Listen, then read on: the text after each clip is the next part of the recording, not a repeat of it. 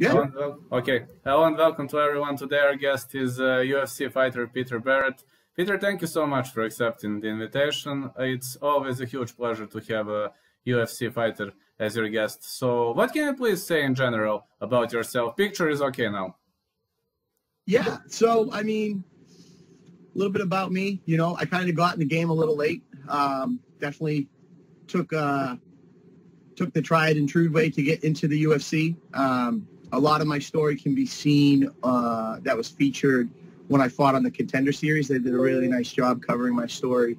As far as, you know, to give you a little quick snippet, you know, was pretty much #1 top prospect in New England, rose to an 8-0 record, suffered my first loss, controversial, albeit. Turned around a month later, I lost my little brother to an overdose. Piggybacked on that 3 months later, my dad suffered a heart attack and passed away. To make matters worse, I was the one that, you know, I was the lucky brother that went to go check on my dad, and I was the one that found him in his apartment, which, you know, kind of just, if you could imagine what that would feel like, it was, I can still describe to you, you know, the cold feeling I felt when I went to go shake him to wake him up. But not to go on a rabbit hole of sorrow and despair, you know, that led to, you know, an unraveling in my personal life, in my professional life with fighting. I ended up falling from an 8-1 record to I believe it was a 10-3 record before I got my shot on the Contender Series, which launched me into the UFC. But I had a long road of depression, self-medicating, losing myself, you know, a hero's journey, if you will, back to where I am today. And now, you know, I'm loving life every day, and I'm living my dream, and I'm in the UFC. And I had to overcome a lot of personal adversity to get here.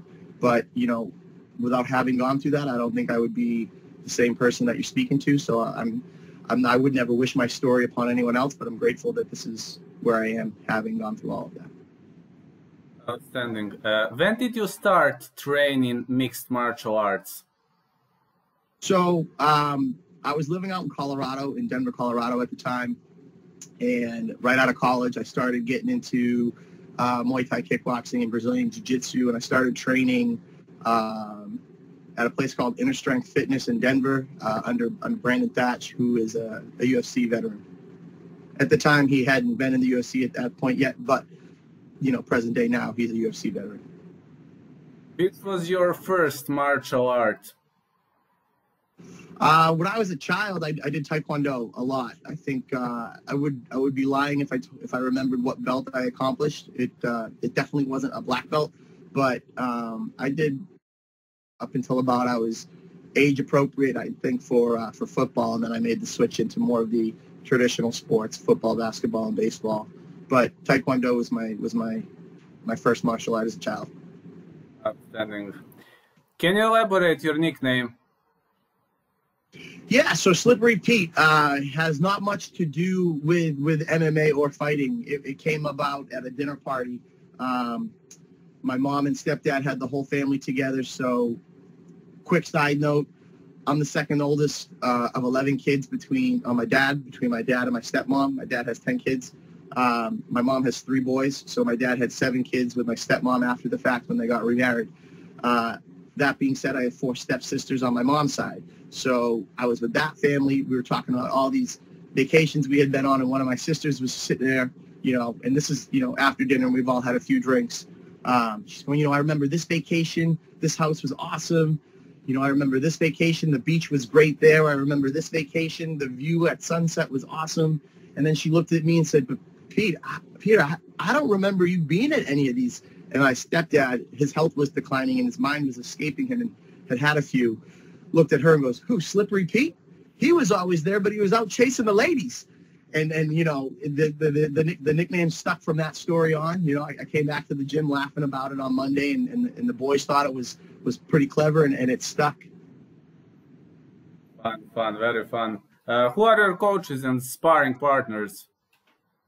My coaches are up at Sit Yun Tong. I train under Crew Mark Delagrati and Andy Cody. I train directly under Joe Lozon at his facility. I box under Hector Bermudez. He's a world champion trainer. I think he's on his pursuing his 9th world championship as a trainer right now. And I do my strength and conditioning under Mike Perry. And as far as my sparring partners go, I haven't sparred since my last fight, and I've just been really nursing my knee back and making sure it's 100% before I start pushing it. But, you know, the normal host of regulars would be Chip Maraza-Pollard. He's a lion fight world champion, 8 or 9-time world champion. Some of his students, Josh Hagloff, he's a big, tactful Muay Thai fighter. We've got Jay Perrin. We've got, you know, Joe, when he straps the gloves on, he'll give me a few rounds here and there. Connor Matthews is a good body. I mean, there's a host of, I mean, we've got a lot of talent up here in the Northeast, and to I'd just be name dropping on you. But, you know, we've got a good host of guys up here, a lot of high talented guys and really skilled guys. So I appreciate the work from all of them. How would you describe your own fighting style by your own words?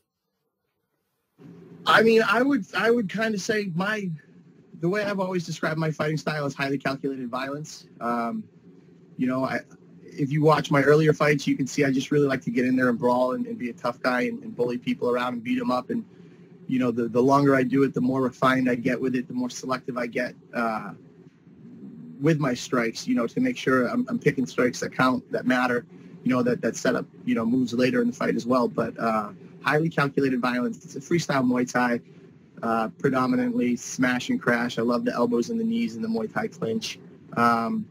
But I have a great ground and pound to back it up with you know, 4 years of high school wrestling. And as you saw in my saying, who knew fight, that on the Contender Series, I really had to rely on that to grind out a victory. So, I mean, I'm game anywhere and everywhere. So, highly calculated violence for sure.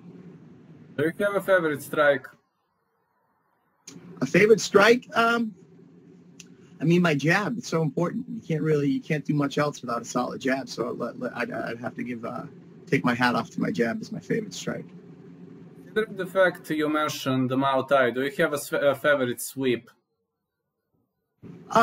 So what I've noticed is the Muay Thai clinch and wrestling are very similar, and there's a lot of foot sweeps and a lot of throws that you can, you know, utilize. But as far as a favorite sweep, I really enjoy catching the leg, stepping through, and dropping the elbow across the chest. It's destructive, and you can really do some damage. Okay, maybe every time I was watching you, I haven't seen much of ground activity and such things, but I assume you have a favorite submission or any that counts. Yeah, I mean, my submission game is very much wrestling jiu-jitsu. So at top pressure, head and arm, a front headlock, anything that really allows me to utilize that pressure. Even a good Darce, a good anaconda, but to say I have a favorite, definitely head and arm for sure. I understand. About your first amateur fight, how did you feel heading into your first amateur MMA competition? I mean, were you a scary boy, or you were, you know, very nervous, or you were relaxed? Oh, I was nervous to the gills. Anybody that tells you different, I mean, maybe like the only person that could possibly take their first fight and not be nervous is like a high-level black belt that's venturing into MMA that's already competed. But man, it was crazy. I walked into the venue. I was all jacked up, and I'm seeing all these pros. Like, one guy's taking a freaking nap, and I'm going, how the fuck is this guy asleep right now? We got to fight people in a couple hours, and this guy's sleeping? Like, I'm like, but it was cool. It really resonated with me because it reminded me of high school wrestling and getting ready for a big event, you know, and having like the whole team riding on me to go out there and seek victory. Unfortunately, my first amateur fight I lost, but it was a barn burner of a fight. It looked like a hockey fight. We just sat there for 10 minutes and beat the shit out of each other in the middle of the ring. It was glorious. Do you like hockey? Or... I'm sorry? Do you like, I mean, when you mentioned hockey, do you follow ice hockey or? I do and I don't. You know, it's really hard for me to follow sports now that since I started pursuing mixed martial arts as a career, it really took my attention away from other sports. So if I can catch the Bruins, I'll watch the Bruins, but I don't follow the Bruins. Same thing with football, basketball, and baseball. If it's on, I'll watch it. But, you know, I couldn't tell you about the first three strings and who's there for offense and who's there for defense and who can move the puck up and down the ice better than the other guy. But I'll watch it and entertain it while it's on, but I don't know it through and through. Yeah, but in general, you can call yourself a fan of Bruins, right? Mm-hmm. Yeah, most definitely. Yeah, awesome. Just awesome.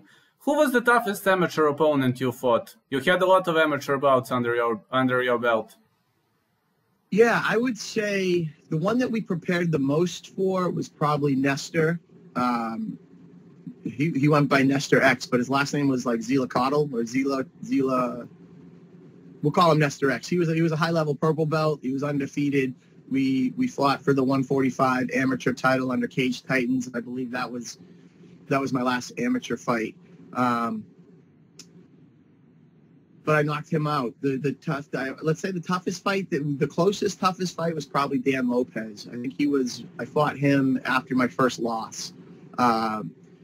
And that was another hockey fight style, back and forth, lots of blood. You know, the fight could have been stopped numerous times on both of our behalves earlier, in an earlier round, but we to each other pretty good that night too. So yeah, Dan Lopez, hats off to him. He was a tough amateur fight, but I would say the most prepared fight that we went into was Nestor, because he was such a high-level jiu-jitsu guy that we really needed to make sure all the bases were covered for him.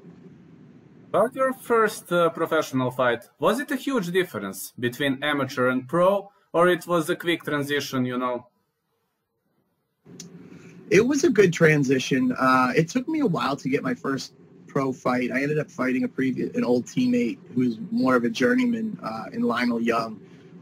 You know, we were teammates for a while. He switched to a different gym, and we ended up throwing the gloves on for me to make my pro debut. It was a blast. It was nice to have the longer rounds. Elbows and knees were utilized that night in ways that I couldn't in my amateur career for the rule set change. But yeah, I mean, I was ripping and ready to go when I made my pro debut. About your second fight against Franklin Isabel, is it your fastest victory in professional world? It might be. It might be. I'm not sure. You would know better if you were looking over my record. I think it's 50 seconds, I think. Yeah, there was a string of body kicks where I actually believe I broke his shoulder. He caught one into the outside of his elbow, and it separated and maybe broke his clavicle when I hit him with it. So yeah, that was probably the quickest then. You spent the majority of your fighting career before UFC in Cage Titans. What can you say about Cage Titans as a promotion? Cage Titans, Mike Polver, you know, over the years, we've become really close friends, and I cannot say enough great things about Cage Titans. He had fought when he was younger and realized, you know, just a bunch of shady people in the local MMA scene. You know, guys aren't getting paid. They're not, you know, they're paying fighters from the last fight with the next fight. You know, just all the terrible things, kind of like used car salesman type guys running the MMA game up here in the Northeast for a while. So, you know, he decided that he could do a better job than these guys and put his foot down and came forward with a product and has just been improving his product every time that he does another show. And he's been great to stay active up until, you know, the pandemic that we've been dealing with. He's very consistent, doing 4 to 5 shows a year. So if you are healthy and able to fight and really want to work on getting to the next level, he's a great promotion to do it with. I've never had an issue getting paid by him. I've always gotten paid with cash the night of the fight, or a check. You know, he has been a part of a lot of guys getting to the next level.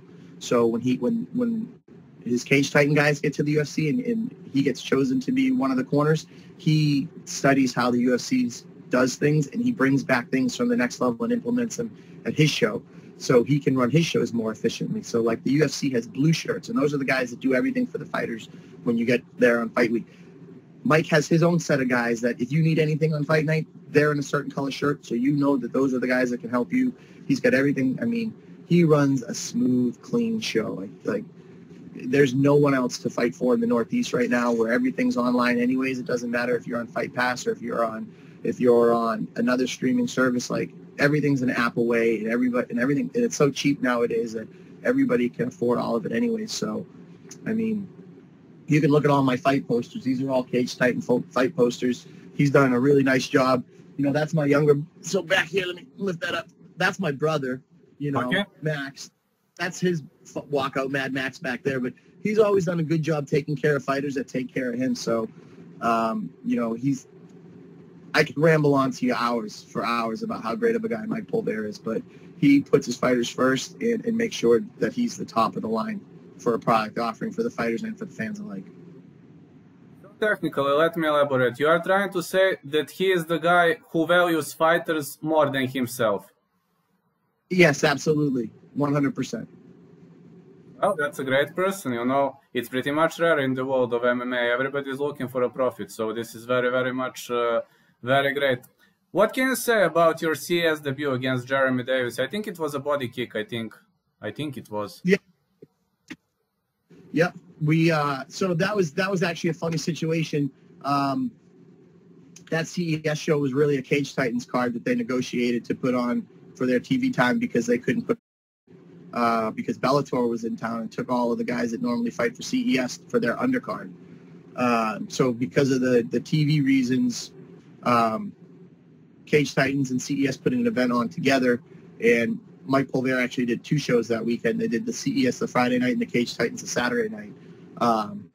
But that being said, it was me and Jeremy were scheduled to fight for Cage Titans, and when it got switched to CES, it was just business as usual.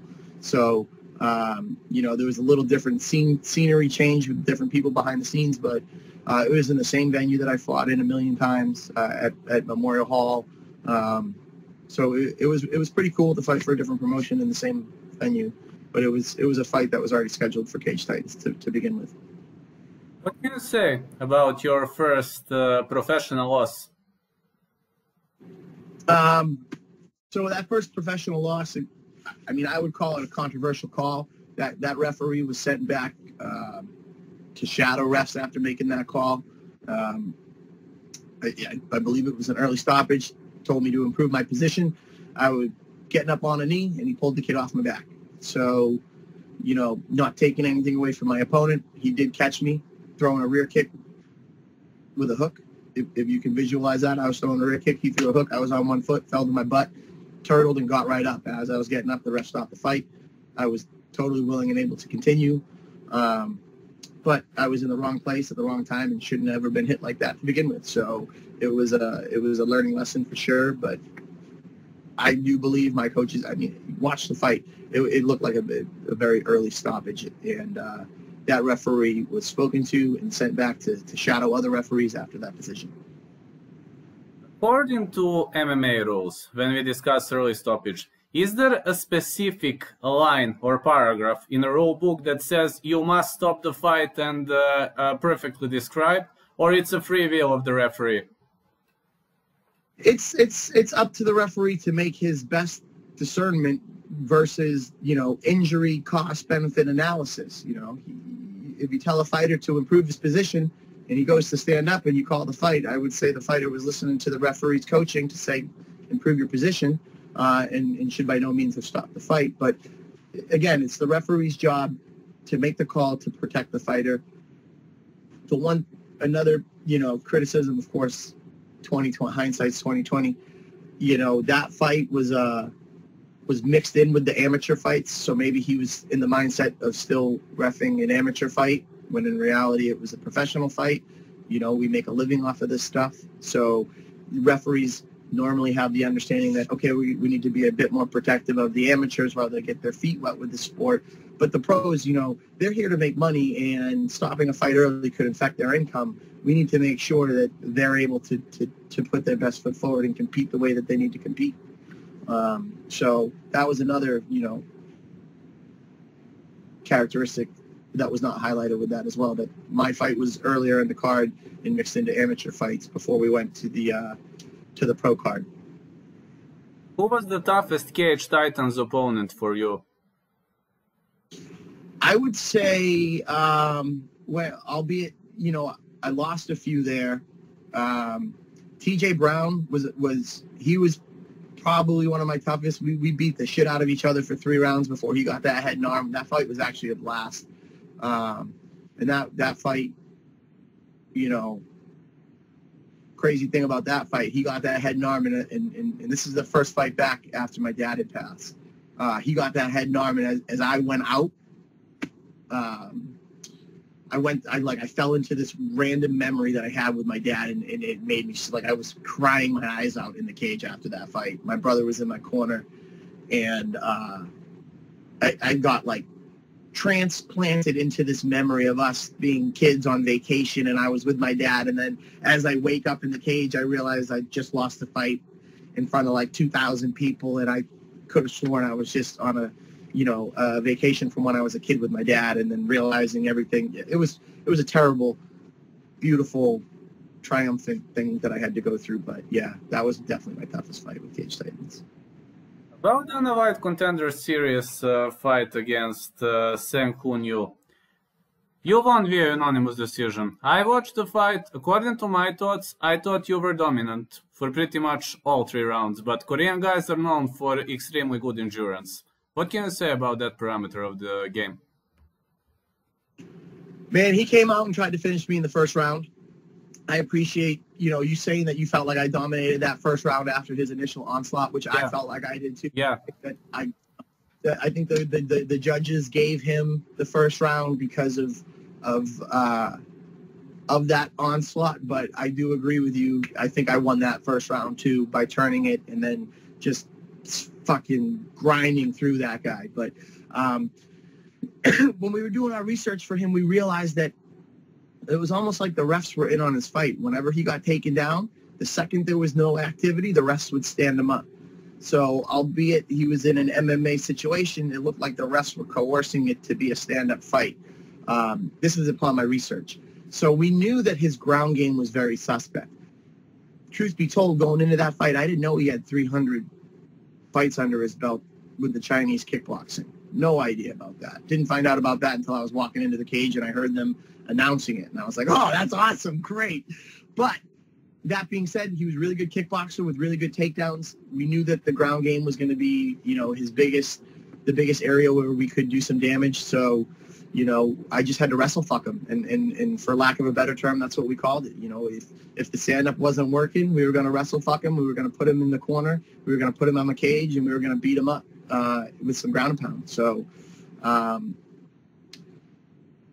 with everything being said, we knew his cardio was kind of suspect because he didn't have the grinding. There was no evidence of him grinding to prove that he could do otherwise. So that's what we exposed, and that's what we went after. And by the end of the fight, you can just see him sitting there defeated, like, man, I got to try to last for another minute before this final bell is rung, you know. And you can just see it in his face, and I enjoy watching that fight because I put him to that place where he just accepted defeat. And that's, as a fighter, that's what you're going out there to do, is to break the other person's will. And that's what I had to do to beat him. Yeah, I agree pretty much with that. But in the first round, you survived the early onslaught. I think you survived it pretty much wisely. That's why I said you dominated. I think you survived it very wisely because when somebody's swarming all over the place, you need high intelligence to survive that for a minute or two. But I think your ground control time was way longer than his onslaught. That's why I think you dominated the round. Agree or not? Oh, definitely, yeah. You know, there was a period where the referee was warning me he was going to stop the fight when he was kind of in that crucifix position. And that's when I started talking to the ref and saying, ref, he's hitting me in the back of the head. He's hitting me in the back of the head. He's not hitting me where he's supposed to be hitting me. Like, if you're watching it and you can hear me, you can see him punching me in the back of the head. So that after that fight, like, I had a considerable amount of bruising, you know, in that spot where you're not supposed to get hit. But yeah, it was smart to have the conversation with the ref at that point, to point those things out, to make sure that he didn't make the call, to let him know that I was doing all right, and then making that transition out of that position from the armbar you know, going parallel with him to getting on top was paramount to me turning the tide of that round. About your UFC debut against Youssef Zalal, I mean, how did you feel heading into UFC debut? First question. And second question, what do you think in general about Youssef Zalal fight? So Zalal was a last-minute replacement. We got him like a week and a half before I got out there as a change. And, you know, we did some research on him and realized, you know, he's a really big submission guy, so we just focused completely on that. So as far as Zalal as an opponent, it was cool. You know, he was a good kid. We smiled and laughed after the fight, shook hands. There was all respect after that.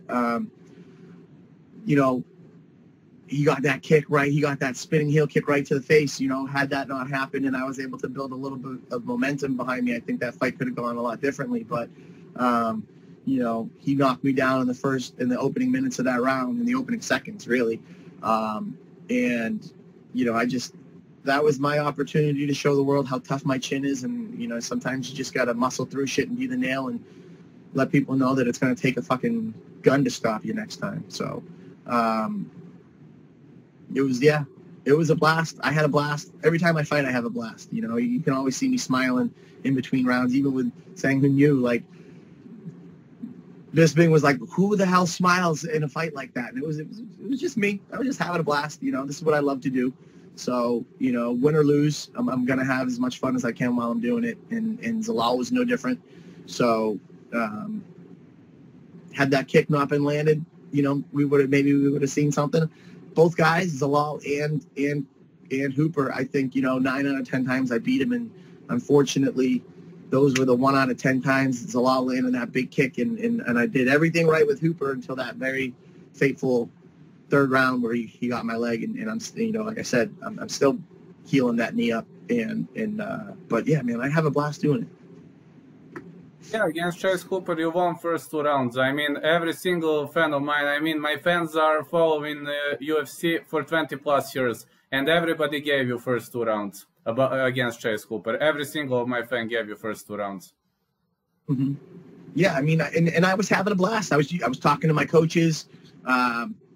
You know, I don't really talk too much to my opponents, but, you know, I always communicate with my corners, and that's how you know I'm having a good time, because I can hear my corners, and I can let them know that I can hear them. And if you watch, like, my last 4 fights, you'll notice that I am chatting with my corners at all times. Which are your plans for the future, considering you're healing your injury right now? Yeah, I mean, I'm hoping to be ready to fight March, April. That's my timeline, and, you know, that's just what I'm focusing on. You know, I do physical therapy 4 times a week, 5 times a week, going through my exercises with the therapist. You know, she does some manual stuff on it a few times a week. So my goal, everything with all my coaches, is geared on getting me healthy to get me back competing. So I just, you know, I stay in my lane. I do as much as I can do. I push it when I want to push it, and then I rest and heal. So we're moving forward for a March, April event. Is there something we missed in the interview? Would you like to add something, maybe greet someone, or maybe to give a shout out to someone? Yeah, I mean, when we were talking about schools, I didn't mention my manager, Tyson Chartier. He's been doing incredible things with the New England Cartel guys, Top Game Management. I just signed up with some media management guys, Aqueous Media. They've been helping me with my social media. If you'll notice, you know, since my last fight, there's a new tone, and it's a very nice, you know, solid look of my social media. Everything coming out watermarked with my logos and whatnot. So shout out to those guys. They've been doing great work. If you're a UFC guy and you like the way that my social media looks, shoot me a message. I will spread the wealth. You know, I like to help people that like to help people. You know, if you guys, a little plug, if you're looking for some nutrition help, if you're looking for a diet plan, I'm also your guy. It's very affordable. Shoot me a message there over Instagram as well. But yeah, I mean, we covered most everything. We talked about a little bit of this, a little bit of that, and yeah, I think we got it all. All right, thank you for this. I pretty much tried to cover everybody's career and to give everybody the maximum level of exposure. So I'm glad you're pleased with this one. I will put the video to creation now. Your morning time tomorrow. The video will be online. I will send you. Okay. Sounds good, man. Thank you. Thank you so much. Have a great day, and tomorrow you will see the video. Right on, man. Have a good night. Thanks.